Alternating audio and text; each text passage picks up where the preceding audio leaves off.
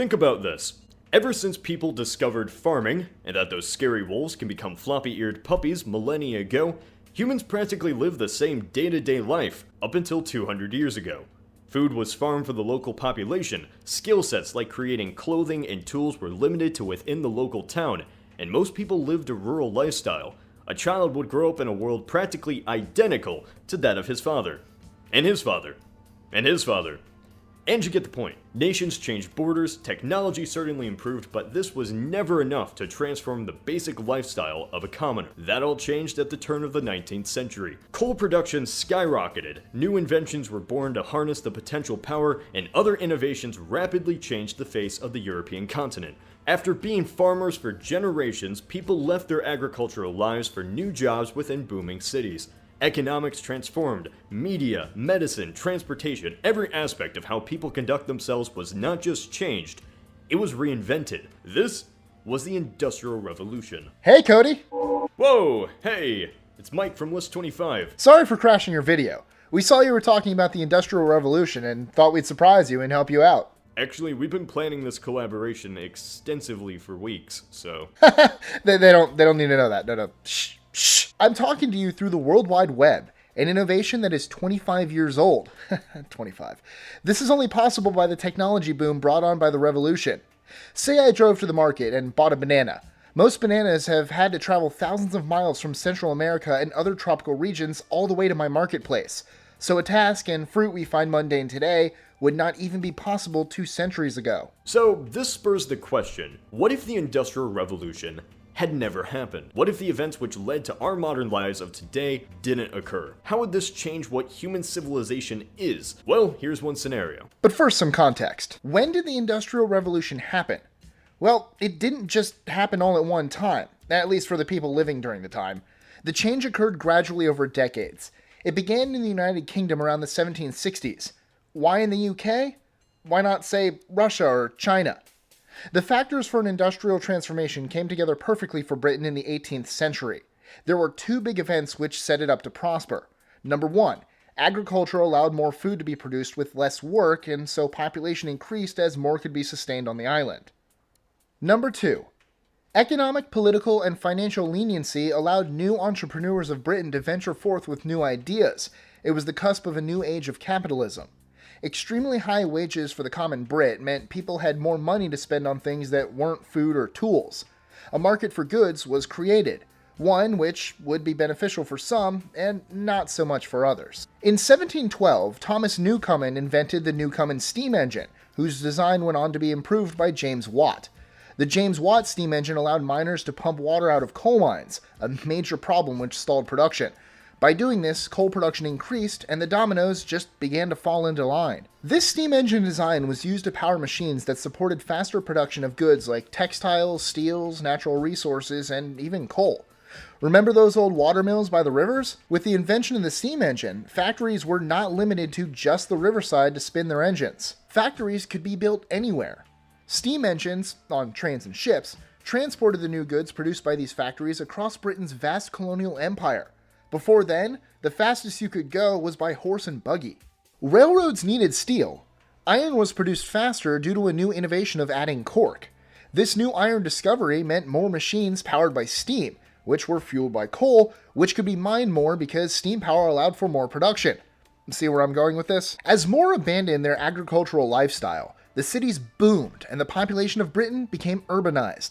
This was the first industrial revolution, which spanned from 1760 to 1870.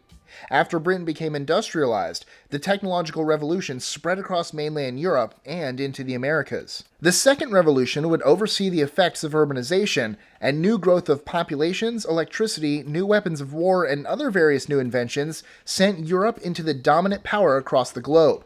So, there you go. Hopefully this gives you a rough idea of how society changed so quickly in such a quick amount of time.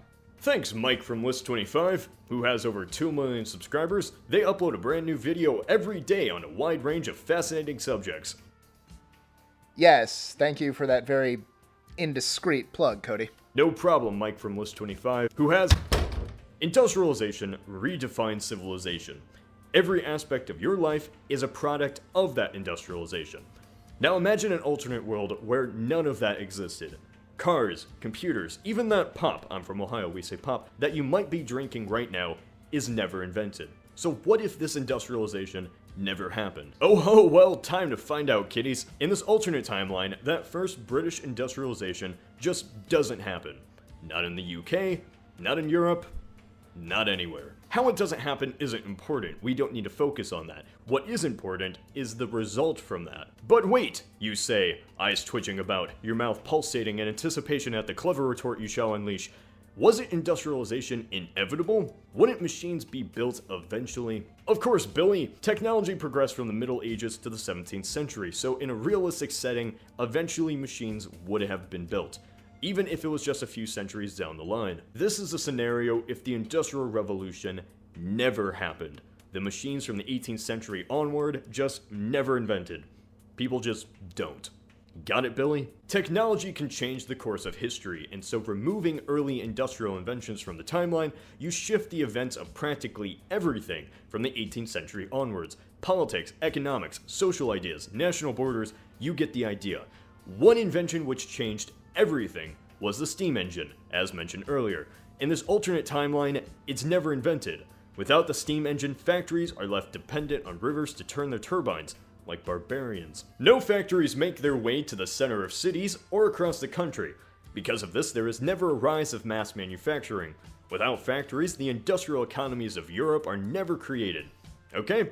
Simple enough. Industrialization meant that the worker could now produce far more goods than previous generations. By creating a faster way to produce goods, the economic advantage went to Europe. And economics dictate the power of nations. With inventions like the spinning jenny and later steam engine, Europe in our timeline had the economic balance shift into their favor. This wasn't just because industrialization gave them new guns and bombs, though that helped, don't get me wrong. What truly led to European domination was that they could make goods faster, better, and cheaper than in China. With the creation of factories, the economies of Europe switched from being agricultural to industrial. Well, yeah.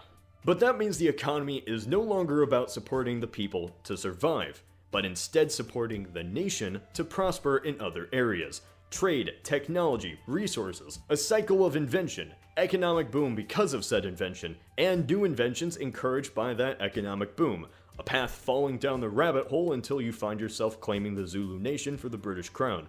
In this alternate scenario, all of that is gone. The world in the 18th, 19th, and 20th century is perceived as larger. There are no trains or steam-powered vehicles to transport people across great distances. There is no telegraph or phones. The economy is mostly based on agriculture and resources. Factories are mills.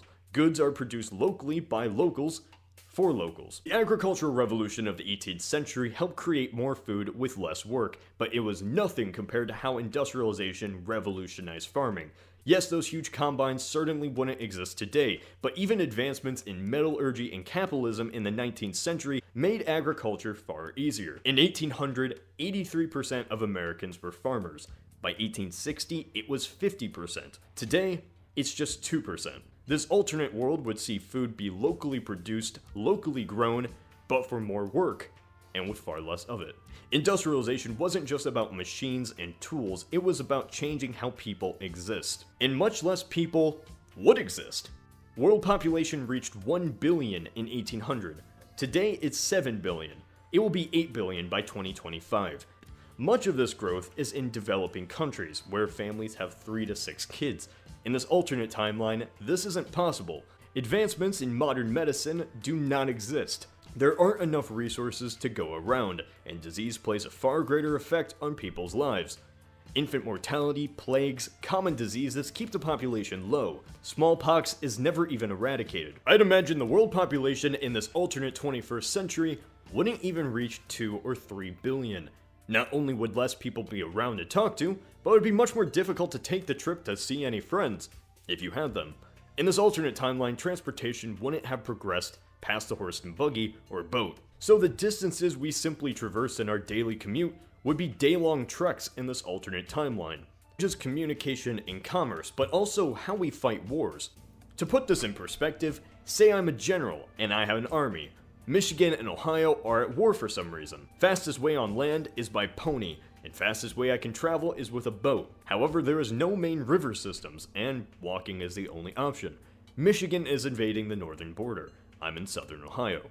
It will take 3.5 days to traverse by foot, not counting delays, weather, terrain, so realistically 5 days to travel one state. Today that distance takes 5 hours going the speed limit in a Kia Sorento. In this alternate timeline, a state in the US would be perceived as much larger. In our timeline, we see states before the Industrial Revolution as smaller and have more identity. The Carolinas, Virginia, New York, Pennsylvania all have unique cultures, shaped because in their infancy, they had less communication. People referred to themselves as New Yorkers or Virginians before Americans. As technology progressed, states got larger, cultures more broad, and individual identity began to disappear. By the Industrial Revolution, trains allowed for faster travel, telegraph and phones made communication easier, and so new states were simply squares, parts of a bigger region, and with not that much difference as a whole. The Civil War wasn't the only event which made the United States united. Industrialization did.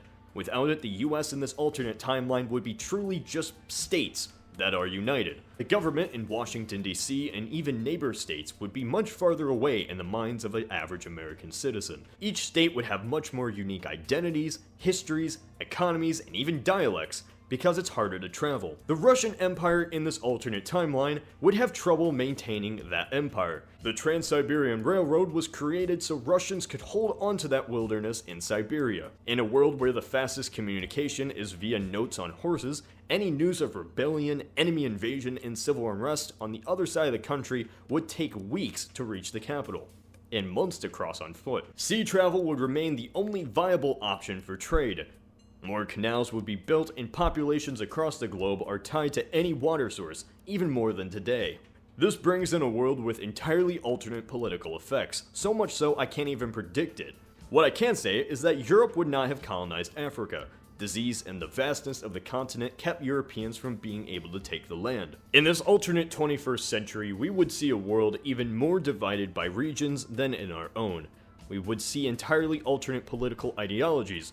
No communism, no fascism, no ideas created directly from the modernization of Europe. Democratic monarchies remain the most prominent form of government, as the middle class is small and most of the population remains farmers. This, however, is just one scenario. There are an infinite amount of possibilities, and there is no true way to know what could have been, but it's always fun to theorize. What do you think would have happened had the Industrial Revolution, well, never happened? Say in the comments. This is Cody of the Alternate History Hub. Hello, alternate historians! If you enjoyed hearing my voice and enjoy hearing about the rise of industrial technology, then check out our 25 Things About the Industrial Revolution video done in collaboration with Cody, who also does some voice work, so don't be too scared. Come on down!